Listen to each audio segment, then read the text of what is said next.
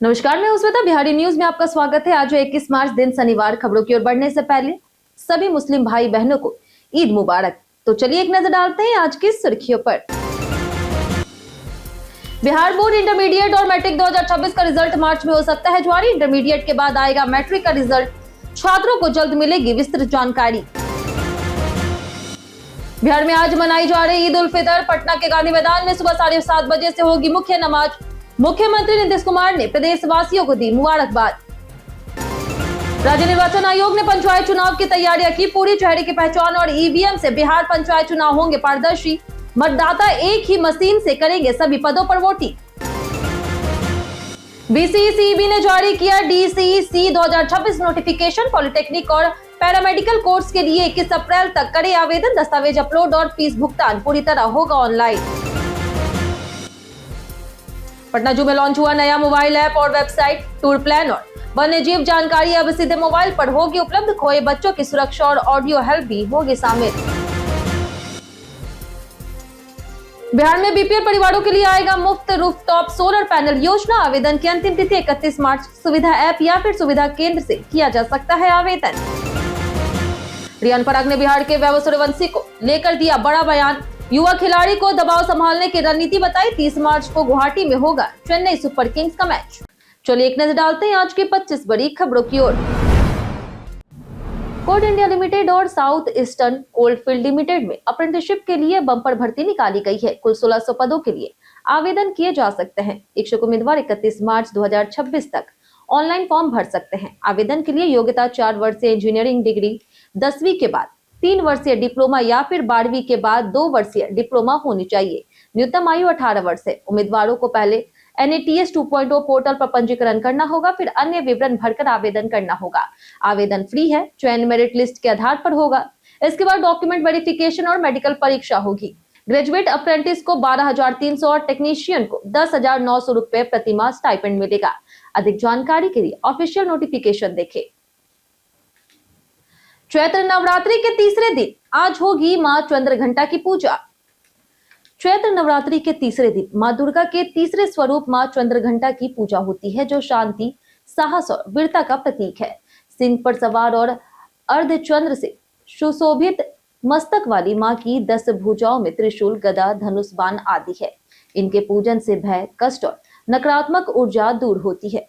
बुद्धि और आत्मविश्वास बढ़ता है तथा सुख समृद्धि प्राप्त होती है। सुबह ब्रह्म मुहूर्त में स्नान आदि कर स्वच्छ वस्त्र पहने, लाल या फिर सफेद वस्त्र बिछा करके मूर्ति स्थापित करें। कलश, दीपक, फूल, चंदन, अक्षत, फल और नैवेद्यम अर्पित करें। मंत्रों का जाप करें और अंत में आरती और प्रसाद वितरण करें। बिहार बोर्ड इंटरमीडिएट और मैट्रिक 2026 का रिजल्ट मार्च में होगा जारी। बिहार विद्यालय परीक्षा समिति यानी कि BSEB ने मैट्रिक और इंटरमीडिएट परीक्षा की कॉपियों का तेजी से मूल्यांकन जारी रखा है। अध्यक्ष आनंद किशोर ने बताया है कि इस बार भी बिहार बोर्ड सबसे पहले रिजल्ट जारी करने का प्रयास कर रहा है। इंटरमीडिएट का रिजल्ट मार्च महीने में घोषित किया जाएगा, जिसके कुछ ही दिनों बाद मैट्रिक का रिजल्ट भी जारी होगा। रिजल्ट की तैयारी में आंकड़ों का संकलन और सत्यापन शामिल है। परीक्षार्थियों को आधिकारिक सूचना बोर्ड द्वारा जल्द ही दी जाएगी। बिहार बोर्ड का उद्देश्य है कि देश में सबसे पहले परीक्षा परिणाम की घोषणा की जाए। सीएम नीतीश कुमार ने ईद उल फितर पर प्रदेशवासियों को दी मुबारकबाद। बिहार में गुरुवार को ईद का चांद नहीं दिखा, इसलिए राजधानी में आज ईद उल फितर मनाई जाएगी। गांधी मैदान में सुबह 7:30 बजे मुख्य नमाज का आयोजन होगा, जिसमें लगभग 20,000 अकीदतमंद शामिल होंगे। पटना जंक्शन, जामा मस्जिद, फुलवारी शरीफ और अन्य ईदगाहों में भी नमाज का समय घोषित किया गया। रमजान के अंतिम दिनों में बाजारों में रौनक बढ़ी। लोग नए कपड़े, सेवई और ड्राई फ्रूट्स खरीद रहे। प्रशासन ने पुख्ता इंतजाम किए हैं। वहीं मुख्यमंत्री नीतीश कुमार ने प्रदेशवासियों को ईद की मुबारकबाद दी है और अमन, भाईचारा और समृद्धि की कामना भी की। सोलर पैनल योजना में आवेदन करने की अंतिम तिथि 31 मार्च। बिहार सरकार ने कम आय वाले परिवारों के लिए मुफ्त रूफटॉप सोलर पैनल योजना शुरू की है, जिसमें बीपीएल और कुटीर ज्योति कनेक्शन वाले परिवार 1 किलोवाट का सोलर सिस्टम अपनी छत पर लगा सकते हैं। इससे दिन के समय घर के छोटे उपकरण रोशनी सौर ऊर्जा से चलेंगे और बिजली बिल कम होगा। योजना के लिए घर की छत पक्की और कम से कम 64 वर्ग फीट होनी चाहिए। आवेदन ऑनलाइन सुविधा ऐप या फिर ऑफलाइन सुविधा केंद्र से किया जा सकता है। आवेदन की अंतिम तिथि 31 मार्च है। अब ऐप से करें पटना जू की टिकट बुकिंग। पटना जू में मोबाइल ऐप और वेबसाइट का शुभारंभ किया गया है, जिसका उद्घाटन पर्यावरण, वन और जलवायु परिवर्तन मंत्री डॉक्टर प्रमोद कुमार ने किया। ऐप में टिकट बुकिंग, नेविगेशन और टूर प्लान, वन्य जीव, वनस्पति की जानकारी, lost and found, audio help और फीडबैक जैसी सुविधाएं उपलब्ध है। पर्यटक रजिस्ट्रेशन के बाद टिकट क्यूआर कोड के जरिए प्राप्त कर सकते हैं। खोए बच्चों के लिए डायरेक्ट कंट्रोल रूम से संपर्क संभव है। इसके अलावा पटना जू में गौरैया से संबंधित जानकारी के लिए लाइब्रेरी सेगमेंट भी बनाया गया, जो ऐप और वेबसाइट पर उपलब्ध है। बिहारी बर्थडे स्पेशल में आज बात होगी बिस्मिल्लाह खान की। बिहारी बर्थडे स्पेशल में बात होगी बिस्मिल्लाह खान की। उस्ताद बिस्मिल्लाह खान, जिन्हें कमरुद्दीन के नाम से जाना जाता था, उनका जन्म 21 मार्च 1916 को बिहार के बक्सर जिले के डुमराव गांव में हुआ। वे सहनाई वादक और हिंदुस्तानी शास्त्रीय संगीत के प्रमुख कलाकार थे। उनके पिता पैगंबर बख्श खान और माता मिठन बाई थी। बिस्मिल्लाह खान ने भारत की स्वतंत्रता और पहले गणतंत्र दिवस पर लाल किले में सहनाई वादन किया।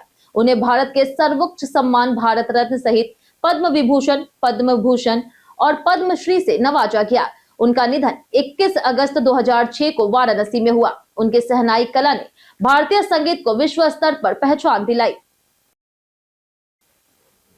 बिहार में ट्रांसफर नीति के लिए कमेटी 15 दिनों में तैयार करेगी रिपोर्ट। बिहार में शिक्षकों के ट्रांसफर को लेकर के नई पॉलिसी बनाई जाएगी। इसके लिए शिक्षा विभाग ने कमेटी गठित की है, जो ट्रांसफर से संबंधित नियमावली, नीति और मानक तैयार करेगी। कमेटी की अध्यक्षता शिक्षा सचिव करेंगे, जबकि माध्यमिक शिक्षा के निदेशक सदस्य सचिव रहेंगे। इसके अलावा प्राथमिक शिक्षा निदेशक आरडीडी सहरसा के अमित कुमार, राज्य परियोजना निदेशक रविशंकर सिंह और माध्यमिक शिक्षा अप निदेशक अब्दुल सलाम अंसारी को सदस्य बनाया गया। कमेटी 15 दिनों में प्रतिवेदन और नियमावली तैयार कर विभाग को सौंपेगी, ताकि स्कूलों में शिक्षकों का समानुपातिक और सुव्यवस्थित स्थानांतरण सुनिश्चित किया जा सके। आज से होगा बिहार नर्सरी और ग्रीन टेक कॉन्क्लेव का भव्य आयोजन। पटना के ज्ञान भवन में आज से 23 मार्च तक बिहार नर्सरी और ग्रीन टेक कॉन्क्लेव आयोजित किया जा रहा है। इसमें देश के प्रमुख नर्सरी संचालक, कृषि विश्वविद्यालयों, उद्यान महाविद्यालय के वैज्ञानिक, किसान और व्यवसायी एक मंच पर होंगे। कृषि मंत्री रामकृपाल यादव ने बताया कि इस राष्ट्रीय कार्यक्रम की थीम परंपरा से प्रगति तक है। स्टार्टअप और युवा उद्यमियों को अपने नवाचार दिखाने और निवेश प्राप्त करने का अवसर मिलेगा। बच्चों के लिए ग्रीन इनोवेशन जोन और किसानों के लिए उद्यान पाठशाला में आधुनिक बागवानी टेक्निक का प्रशिक्षण उपलब्ध होगा। फेशियल रिकॉग्निशन और ईवीएम से बिहार पंचायत चुनाव होंगे पारदर्शी। बिहार पंचायत चुनाव 2026 की तैयारी तेज हो गई है। राज्य निर्वाचन आयोग ने जिला स्तर पर डीएम को जिला निर्वाचन पदाधिकारी और अन्य पदाधिकारियों की तैनाती कर पूरी जिम्मेदारी जिला प्रशासन को सौंपी है। इस बार चुनाव में पहली बार मल्टी पोस्ट ईवीएम और फेशियल रिकॉग्निशन टेक्निक का उपयोग होगा, जिससे मतदाता एक ही मशीन से विभिन्न पदों के लिए मतदान कर सकेंगे और फर्जी वोटिंग रोकी जा सकेगी। चुनाव से पहले आरक्षण रोस्टर अपडेट किया जाएगा। कुल लगभग 2.5 लाख पदों पर मतदान होगा। यह चुनाव तकनीकी और पारदर्शिता के नए प्रयोगों के साथ आयोजित किया जाएगा। डीसीई 2026 परीक्षा के लिए 21 अप्रैल तक करें ऑनलाइन आवेदन। बिहार संयुक्त प्रवेश प्रतियोगिता परीक्षा बोर्ड यानी कि बीसीसीबी ने डीसीई 2026 के लिए आधिकारिक नोटिफिकेशन जारी की है। यह परीक्षा पॉलिटेक्निक और पैरामेडिकल कोर्स में नामांकन के लिए आयोजित होती है। ऑनलाइन आवेदन प्रक्रिया 19 मार्च से शुरू हो चुकी है और 21 अप्रैल तक चलेगी। परीक्षा 3 प्रमुख कोर्स ग्रुप में है: पॉलिटेक्निक, पैरामेडिकल मैट्रिक लेवल और पैरामेडिकल इंटरमीडिएट लेवल। आवेदन पूरी तरह से ऑनलाइन है, जिसमें रजिस्ट्रेशन, दस्तावेज अपलोड और फीस भुगतान शामिल है।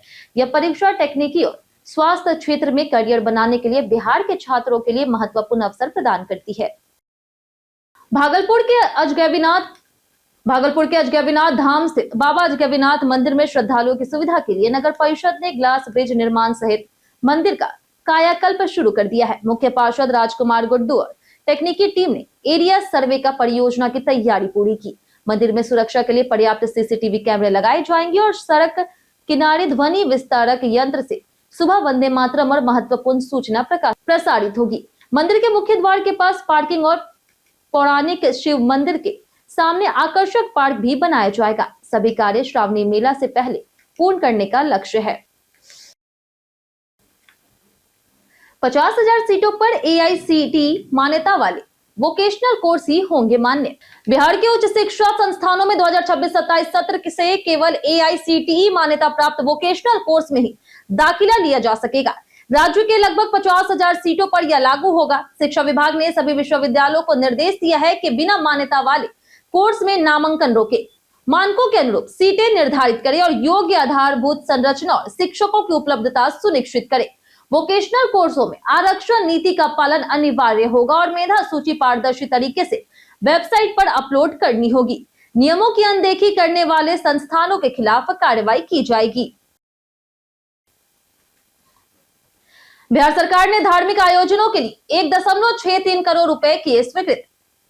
बिहार सरकार ने राज्य के विभिन्न धार्मिक आयोजनों और मेलों के सुचारू और व्यवस्थित संचालन के लिए कुल 1,63,00,000 रुपए की वित्तीय स्वीकृति दी है। उप मुख्यमंत्री विजय कुमार सिन्हा ने कहा कि राज्य सरकार इन आयोजनों को सुरक्षित, जनहितकारी और श्रद्धालुओं के लिए यादगार बनाने के लिए प्रतिबद्ध है।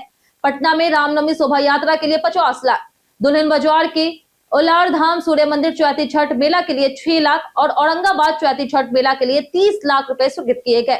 सभी आयोजनों में सुरक्षा, सफाई और यातायात प्रबंधन सर्वोच्च प्राथमिकता होगी।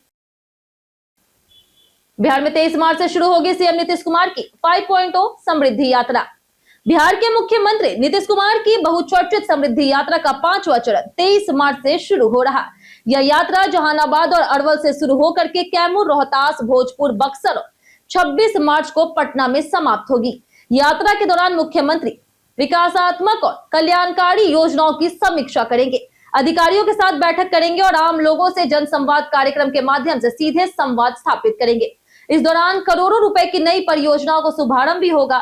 राजनीतिक रूप से इसे उनके कार्यकाल के अंतिम समृद्धि यात्रा मानी जा रही, जिससे प्रशासनिक और राजनीतिक महत्व बढ़ गया है। कबाड़ से बनेगा बिहार गौरव का अनोखा waste to wonder park. Patna में वेस्ट टू वंडर पार्क का निर्माण चल रहा, जिसका शिलान्यास मुख्यमंत्री नीतीश कुमार ने अगस्त 2025 में किया था। यह डॉक्टर राजेंद्र प्रसाद बिहार गौरव पार्क 9 एकड़ 15 करोड़ रुपए की लागत से बनाया जा रहा। पार्क में 38 कलाकृतियां तैयार की जा रही, जिनमें बिहार के ऐतिहासिक स्मारक मूर्तियां, पेंटिंग और जानवर शामिल है। स्क्रैप सामग्री दिल्ली से मंगाई गई है, जबकि मूर्तियां उड़ीसा के कारीगर और कलाकृतियां गुजरात के आर्टिस्ट तैयार कर रहे हैं। पार्क का उद्देश्य पर्यावरण जागरूकता फैलाना, स्वच्छता बढ़ावा देना और शहर को सुंदर बनाना है। कम ईंधन पर गाड़ी चलाना बढ़ा सकता है खतरा। अक्सर लोग पेट्रोल या फिर डीजल कम होने पर भी अपनी गाड़ी को चलाते हैं, जो वाहन के लिए नुकसानदेह हो सकता है। फ्यूल टैंक में लगे पंप को कूलिंग और लुब्रिकेशन के लिए ईंधन की जरूरत होती है। कम ईंधन पर चलाने से पंप ओवरहीट हो सकता है और फ्यूल टैंक की गंदगी भी पंप के साथ खींची जा सकती है, जिससे जाम या फिर फिल्टर खराब होने का खतरा बढ़ता है। इससे इंजन पर असर पड़ता है और मोटा खर्च आ सकता है। लंबी यात्रा में गाड़ी अचानक बंद होने का जोखिम भी बढ़ता है। समय पर फ्यूल भरना जरूरी है। जानिए आज कैसा रहेगा बिहार के मौसम का मिजाज। मौसम विभाग के अनुसार अगले 48 घंटों में उत्तर पश्चिमी भारत पर 22 मार्च से एक नया कमजोर पश्चिमी विक्षोभ और 26 मार्च से एक सक्रिय पश्चिमी विक्षोभ प्रभाव डाल सकता है। राज्य के अनेक हिस्सों में अधिकतम तापमान 3 से 5 डिग्री और न्यूनतम तापमान 2 से 4 डिग्री तक गिर सकता है, जिसके बाद तापमान में फिर वृद्धि की संभावना है। वहीं कटिहार, किशनगंज और अररिया जिलों में 1-2 स्थानों पर तेज हवाओं के साथ मेघ गर्जन और वर्षा की संभावना है। राज्य के अधिकांश जिलों में भी 40 से 50 किलोमीटर प्रति घंटे की रफ्तार से तेज हवाओं और बारिश का अनुमान है। वहीं आज का अधिकतम तापमान 28 से 30 डिग्री सेल्सियस और न्यूनतम तापमान 18 से 20 डिग्री सेल्सियस तक रह सकता है। पटना में महिला अधिकारी अनुष्का कुमारी रिश्वत लेते हुई गिरफ्तार। बिहार के नगर नौसा प्रखंड में निगरानी विभाग ने पंचायती राज अधिकारी अनुष्का कुमारी को रिश्वत लेते रंगे हाथों गिरफ्तार किया। अधिकारी ने छठ घाट की सीढ़ी निर्माण योजना में फाइल आगे बढ़ाने और योजना का लाभ दिलाने के नाम पर 12,000 रुपए रिश्वत मांगी थी। शिकायत मिलने के बाद निगरानी टीम ने जाल बिछाया और कार्रवाई करते हुए अनुष्का को पकड़ पटना ले गई। मामले की आगे की जांच जारी है। वहीं यह कार्रवाई राज्य में भ्रष्टाचार के खिलाफ जीरो टॉलरेंस नीति के तहत की गई है, जिससे प्रशासनिक महकमे में हड़कंप मच गया। बिहार में उर्वरक तस्करी रोकने के लिए 115 FIR और 449 लाइसेंस हुआ रद्द। बिहार सरकार ने खाद्य तस्करी और कालाबाजारी के खिलाफ सख्त कार्रवाई शुरू की है। वर्ष 2025-26 में 115 खाद्य प्रतिष्ठानों पर प्राथमिकी दर्ज की गई और 449 लाइसेंस रद्द किए गए। त्वरित कार्रवाई के लिए मुख्यालय स्तर पर विशेष उड़नदस्ता दल का गठन किया गया, जो संगठित ठिकानों पर छापेमारी करता है और स्टॉक का मिलान करता है। राज्य में यूरिया, डीएपी, एनपीके, एमओपी और एसएसपी का पर्याप्त भंडार उपलब्ध है। सीमावर्ती जिलों में सशस्त्र सीमा बल के साथ समन्वय कर तस्करी रोकी जा रही। प्रखंडवार आवंटन और अधिकारियों की जवाबदेही सुनिश्चित की गई है। 23 मार्च से शुरू होगी Danapur Pune one way special train. Railway ने यात्रियों की भीड़ को देखते हुए दानापुर पुणे के लिए एक वन वे स्पेशल ट्रेन चलाने का निर्णय लिया।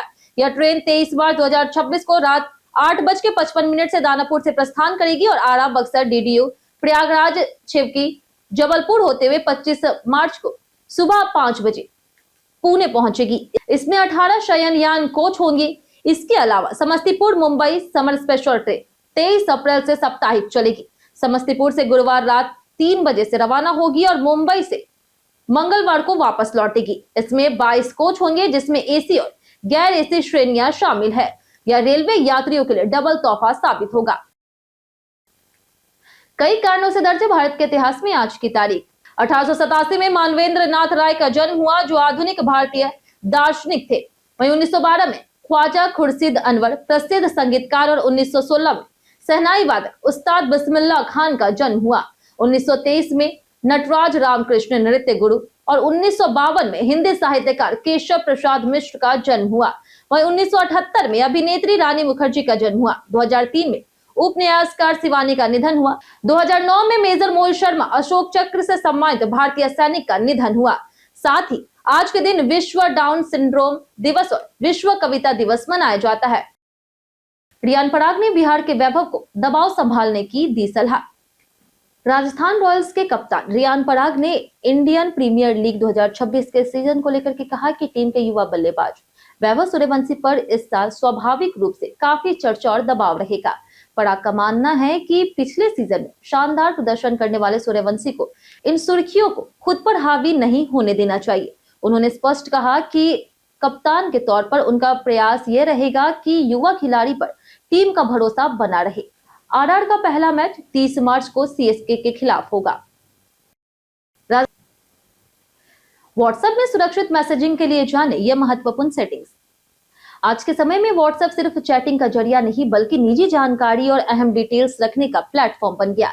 इसलिए इसकी सुरक्षा बेहद जरूरी है। ऐप में कई प्राइवेसी फीचर्स है। चैट लॉक से आप अपनी खास चैट से फिंगरप्रिंट, फेस आईडी या फिर पासकोड से सुरक्षित रख सकते हैं। सेल्फ डिलीट मैसेज फीचर से मैसेज तय समय के बाद अपने आप हट जाते हैं। एक्स्ट्रा पिन लॉगिंग से किसी अन्य डिवाइस पर अकाउंट एक्सेस रोक सकते हैं। इन आसान सेटिंग्स का सही उपयोग करने से आपकी चैट सुरक्षित रहती है और हैकिंग का खतरा कम होता है। बिहार के 148 यूपीएचसी में 1.81 लाख मरीजों को मिली ओपीडी सेवा।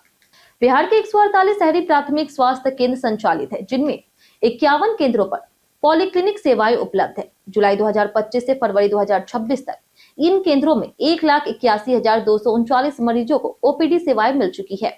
पॉलीक्लिनिक में जनरल मेडिसिन, स्त्री प्रसूति रोग, शिशु रोग, त्वचा, ईएनटी और नेत्र रोग के विशेषज्ञ डॉक्टर रोटेशन और साप्ताहिक रोस्टर के आधार पर परामर्श और उपचार प्रदान करते हैं। लैब टेक्नीशियन, टेलीमेडिसिन कोऑर्डिनेटर और मल्टीटास्किंग स्टाफ की व्यवस्था भी है। इस पहल से शहरी क्षेत्रों में मरीजों को विशेषज्ञ स्वास्थ्य सेवाएं आसानी से और समय पर उपलब्ध हो रही। हम प्रतिदिन आपसे 5 ऐसे जरूरी सवाल उसके जवाब बताएंगे जो कि बीपीएससी, बिहार पुलिस दरोगा समेत एसएससी जैसे अन्य प्रतियोगी परीक्षाओं में काम आएंगे। सवाल इतिहास, बिहार स्पेशल, विज्ञान, करंट अफेयर्स और भूगोल से रहेंगे। पूछे गए 5 सवाल में आपने कितना सही जवाब दिया, ये हमें कमेंट करके जरूर बताएं। तुम्हारा पहला सवाल है, बिहार प्रांतीय किसान सभा का गठन किस वर्ष हुआ था? ऑप्शन ए है 1929, ऑप्शन बी 1926, ऑप्शन सी 1930 या फिर ऑप्शन डी 1925। इसका सही जवाब है ऑप्शन ए 1929। हमारा दूसरा सवाल है कि बिहार से होकर के गुजरने वाला सबसे लंबा राष्ट्रीय राजमार्ग कौन सा है? ऑप्शन ए है NH44, ऑप्शन बी है NH7, ऑप्शन सी है NH31, ऑप्शन डी NH2। इसका सही जवाब है ऑप्शन सी NH31। हमारा तीसरा सवाल है कि 2011 की जनगणना के अनुसार बिहार के किस जिले में पुरुषों की साक्षरता दर सबसे अधिक है? ऑप्शन ए है गया जी, ऑप्शन बी है सिवान, ऑप्शन सी है भागलपुर, ऑप्शन डी रोहतास। इसका सही जवाब है ऑप्शन डी रोहतास। हमारा चौथा सवाल है कि सचिन तेंदुलकर ने अपना 100वां शतक किसके खिलाफ लगाया? ऑप्शन ए है बांग्लादेश, ऑप्शन बी है श्रीलंका, ऑप्शन सी है ऑस्ट्रेलिया, ऑप्शन डी पाकिस्तान। इसका सही जवाब है ऑप्शन ए बांग्लादेश। हमारा आखिरी सवाल, बिहार राज्य की सीमा किस देश से मिलती है? ऑप्शन ए है चीन, ऑप्शन बी है नेपाल, ऑप्शन सी है भूटान, ऑप्शन डी बांग्लादेश। इसका सही जवाब है ऑप्शन बी नेपाल। बीते दिन हमारे द्वारा पूछे गए सवाल का जवाब आप लोगों में से बहुत लोगों ने हमारे कमेंट बॉक्स सेक्शन में लिख कर दिया है। जिन्होंने हमारे द्वारा पूछे गए सवाल का जवाब दिया उनके नाम है राजीव कुमार, नौशाद रजा, रुपेश कुमार, रवि पूजा, अनवर करीम खान, दिलीप कुमार, विजय घायल, अरुण कुमार, विवेकानंद यादव, अंकुर राज प्रसाद, सोनाली कुमारी, पवन कुमार यादव, रविकांत सिंह, सूरज राय, रामबाबू दास, कमलेश कुमार, कृष्ण प्रसाद, सलीम अहमद, पंचानंद सिंह, प्रदीप पंडित, रंजीत मिश्रा, नंदन कुमार, हसनैन वीरेंद्र, मोहम्मद शान, ब्रजमोहन राय, अब्दुल मनान, राजीव कुमार, पंकज राज, हिमांशु शर्मा, राजेश मांझी, दिलीप कुमार, विनय कुमार, रंजीत रंजन, राजकिशोर महतो, विनोद शाह, संजय सिंह, परमेश्वर दास, रवि कुमार, रणधीर कुमार, दयानंद सिंह, संजीव कुमार, परवेज वारसी और अजय कुमार। इसी के साथ बढ़ते आज के सवाल की, और आज का सवाल है, क्या आज की मीडिया अधिक ट्रेंडिंग और वायरल खबरों पर ध्यान देती है या फिर जरूरी मुद्दों पर? आप अपना जवाब हमें हमारे कमेंट सेक्शन में लिखकर जरूर बताएं। आज के लिए इतना ही। बिहार के तमाम खबरों के साथ बने रहने के लिए देखते रहे बिहारी न्यूज। धन्यवाद।